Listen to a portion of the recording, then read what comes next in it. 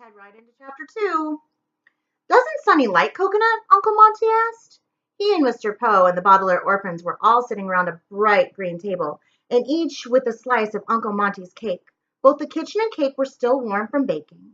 The cake was a magnificent thing, rich and creamy with the perfect amount of coconut. Mm. Violet, Klaus, and Uncle Monty were almost finished with their pieces, but Mr. Poe and Sonny had taken only one small bite each. To tell you the truth, Violet said, Sonny doesn't really like anything soft to eat. She prefers very hard food. How unusual for a baby, Uncle Monty said, but not at all unusual for many snakes. The Barbary chewer, for example, is a snake that must have something in its mouth at all times. Otherwise, it begins to eat its own mouth. Very difficult to keep in captivity. Would Sonny prefer, perhaps, a raw carrot? That's plenty hard. A raw carrot would be perfect, Dr. Montgomery, Klaus replied. The children's new legal guardian got up and walked towards the refrigerator, but then turned around and wagged a finger at Klaus. None of that Dr. Montgomery stuff, he said. That's way too stuffy for me. Call me Uncle Monty. Why, my fellow herpetologists don't even call me Dr. Montgomery. What are herpetologists? Violet asked.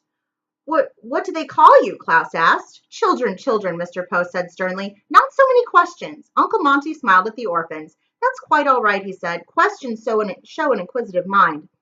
The word inquisitive means, we know what it means, Klaus said, full of questions. Well, if you know what it means, Uncle Monty said, handing a large carrot to Sonny, then you should know what a herpetologist is.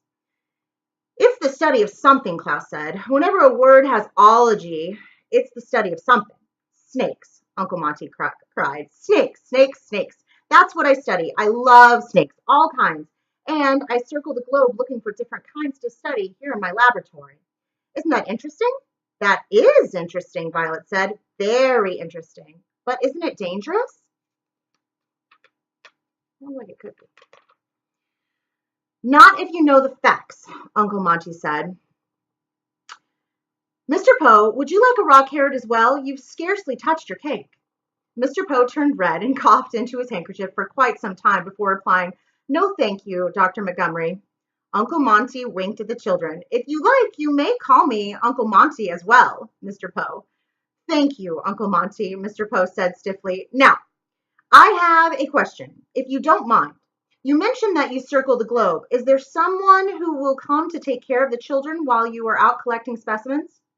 We're old enough to stay by ourselves, Violet said quickly. But inside she was not sure. Uncle Monty's line of work did sound interesting, but she wasn't sure if she was ready to stay alone with her siblings in a house full of snakes. I wouldn't hear of it, Uncle Monty said. You three must come with me. In 10 days we leave for Peru, and I want you children right there in the jungle with me. Really? Klaus said, behind his glasses. His eyes were shining with excitement. You'd really take us to Peru with you? I will be glad to have your help, Uncle Monty said, reaching over to take a bite of Sonny's piece of cake. Gustav, my top assistant, left an unexpected letter of resignation for me just yesterday. There's a man named Stefano whom I have hired to take his place, but he won't arrive for a week or so I am way behind on preparations for this expedition. Somebody has to make sure all the snake traps are working so I don't hurt any of our specimens. Somebody has to read up on the terrain of Peru so we can navigate through the jungle without any trouble, and somebody has to slice an enormous length of rope into small workable pieces. I'm interested in mechanics, Violet said, licking her fork, so I would be happy to learn about snake traps.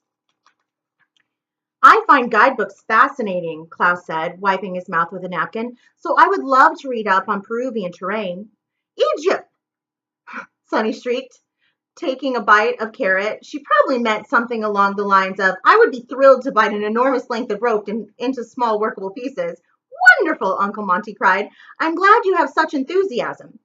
It will make it easier to do without Gustav. It was very strange his leaving like that. I was unlucky to lose him. Uncle Monty's face clouded over, a phrase which here means took on a slightly gloomy look as Uncle Monty thought about his bad luck. Although if Uncle Monty had known what bad luck was soon to come, he wouldn't have wasted a moment thinking about Gustav. I wish, and I'm sure you wish as well, that we could go back in time and warn him, but we can't. And that is that. Uncle Monty seemed to think that was that as well, as he shook his head and smiled, clearing his brain of troubled thoughts. Well, we'd better get started. No time like the present, I always say. Why don't you show Mr. Poe to his car, and then I'll show you the reptile room. The three Baudelaire children, who had been so anxious when they had walked through the snake-shaped hedges the first time, raced confidently through them now as they escorted Mr. Poe to his automobile. Now, children, Mr. Poe said, coughing into his handkerchief, I will be back here in about a week with your luggage and to make sure everything is all right. I know that Dr. Montgomery might seem a bit intimidating to you, but I'm sure in time you will get used to him. He doesn't seem intimidating at all, Klaus interrupted. He seems very easy to get along with. I can't wait to see the reptile room, Violet said excitedly. Minka, Sonny said, which probably meant goodbye, Mr. Poe. Thank you for driving us. Well, goodbye, Mr. Poe said. Remember, it is just a short drive from here. It is just a short drive here from the city, so please contact me or anyone else at Mortuary Money Management if you have any trouble. See you soon. He gave the orphans an awkward little wave with his handkerchief, got into his small car, and drove back down the steep gravel driveway onto Lousy Lane. Violet, Klaus, and Sonny waved back, hoping that Mr. Poe would remember to roll up the car window so the stench of horseradish would not be too unbearable. Bambini, Uncle Monty cried out from the front door. Come along, Bambini. The Baudelaire orphans raced back through the hedges to where their new guardian was waiting for them. Violet, Uncle Monty. Violet said, My name is Violet. My brother is Klaus, and Sonny is our little sister. None of us are named Bambini. Bambini is the Italian word for children, Uncle Monty explained. I had a sudden urge to speak Italian. I'm so excited to have you three here with me. You're lucky I'm not speaking gibberish. Have you never had any children of your own? Violet asked. I'm afraid not, Uncle Monty said. I always meant to find a wife and start a family, but it just kept slipping my mind. Shall I show you the reptile room? Yes, please, Klaus said. Uncle Monty led them past the painting of the snakes in their entryway into a large room with a grand staircase and very, very high ceilings. Your room will be up there, Uncle Monty said, gesturing up the stairs. You can each choose whatever room you like and move the furniture around to suit your taste. I understand that Mr. Poe has to bring your luggage later in that puny car of his, so please make a list of anything you might need, and we'll go into town tomorrow and buy it so you don't have to spend the next few days in the same underwear. That's very sweet of him. So we really each get our own room? Violet asked. Of course, Uncle Monty said. You don't think I'd coop you all up in one room when I have this enormous house, do you? What sort of person would do that? Count Olaf did, Klaus said. Oh, that's right. Mr. Poe told me, Uncle Monty said, grimacing, as if he had just tasted something terrible. Count Olaf sounds like an awful person. I hope he is torn apart by wild animals someday. Wouldn't that be satisfying? Oh well, here we are, the reptile room. Uncle Monty had reached a very tall wooden door with a large doorknob right in the middle of it. It was so high up there that he had to stand on his tiptoes to open it. When it swung open on its creaky hinges, the Baudelaire orphans all gasped in astonishment and delight at the room they saw. The reptile room was made entirely of glass, with bright, clear glass walls and a high glass ceiling that rose up to a point like the inside of a cathedral. Outside the walls was a bright green field of grasses and shrubs, which of course were perfectly visible through the transparent walls. So standing in the reptile room was like being inside and outside at the same time. But as remarkable as the room itself was, what was inside the reptile room was much more exciting. Reptiles, of course, were lined up in locked metal cages that sat on the wooden tables in 4 neat rows all the way down the room. There was all sorts of snakes, naturally, but there was also lizards, toads, and assorted other animals that the children had never seen before, not even in pictures or at the zoo. There was a very fat toad with 2 wings coming out of its back, and a 2-headed lizard that had bright yellow stripes on its belly. There was a snake that had 3 mouths, one on top of the other, and another that seemed to have no mouth at all. There was a lizard that looked like an owl, with wide eyes that gazed at them from the log on which it was perched in its cage, and a toad that looked just like a church, complete with stained glass eyes. And there was a cage with a white cloth on top of it, so you couldn't see what was inside at all. The children walked down the aisles of cages, peering into each one in amazed silence. Some of the creatures looked friendly, and some of them looked scary, but all of them looked fascinating, and the Baudelaires took a long, careful look at each one, with Klaus holding Sunny up so she could see. The orphans were so